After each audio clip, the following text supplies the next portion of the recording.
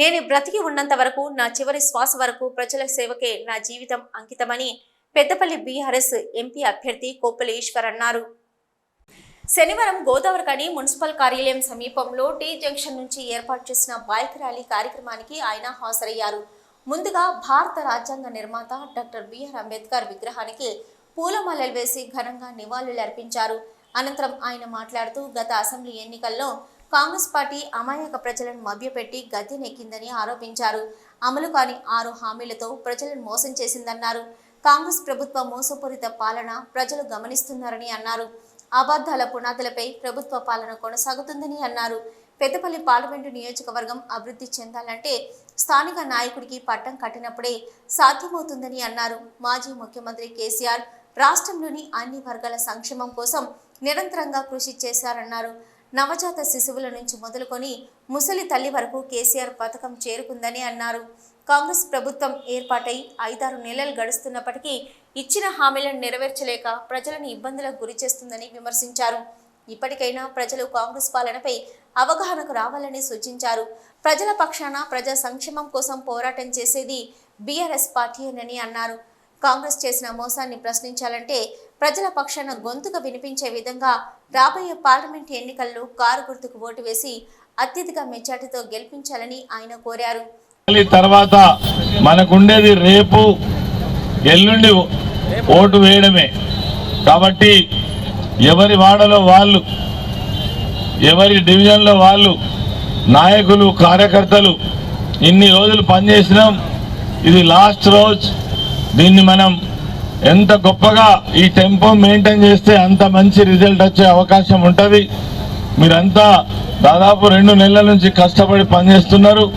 ఈ చివరి నిమిషంలో కూడా మీ వంతు పూర్తి సహకారం అందించాలని మరి మీ అందరినీ కూడా హృదయపూర్వకంగా కోరుకుంటూ, మన గుర్తు కారు గుర్తు, పైనుంచి రెండో గుర్తు కారు గుర్తు.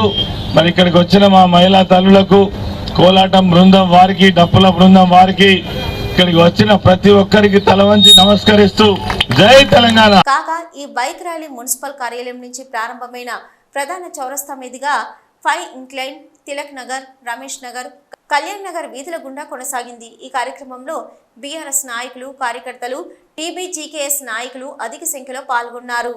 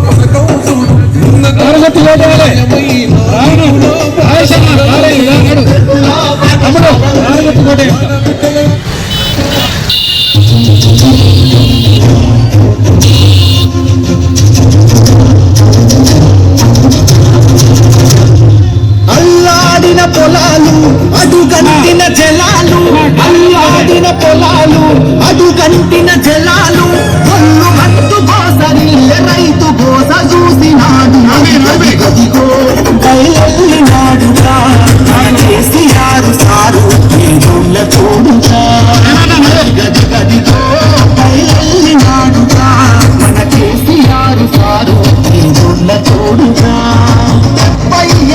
శిఖరం పుల్లా కర్చిస్తూ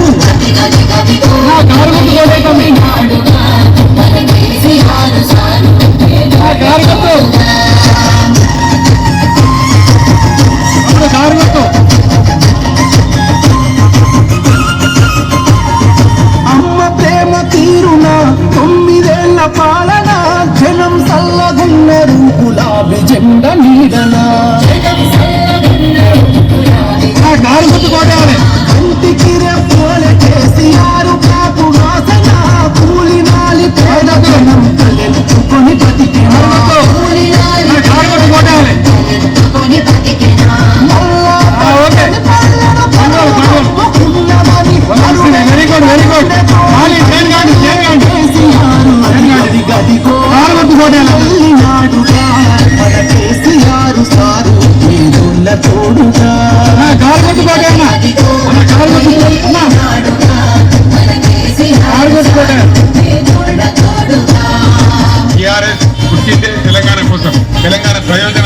గుర్తు నేను బతుకున్నన్ని అమ్మా రోజులు కారు గుర్తు మనకి తెలంగాణ ప్రజలకు మంచి జరగడం కోసం పోరాటం చేస్తే తప్ప నోరు మూసుకొని అమ్మా కారు గుర్తు కొట్టేయాలి కారు గుర్తుకు రాబోయే పార్లమెంట్ ఎన్నికల్లో స్థానికుడు ఉద్యమకారుడు సింగరేణి మాజీ కార్మికుడు పెద్దపల్లి బీఆర్ఎస్ ఎంపీ అభ్యర్థి కొప్పుల ఈశ్వర్ను అత్యధిక మెజార్టీతో గెలిపించాలని పెద్దపల్లి జిల్లా బీఆర్ఎస్ అధ్యక్షులు రామగుండం మాజీ శాసనసభ్యులు కోరుకంటి చందర్ పిలుపునిచ్చారు.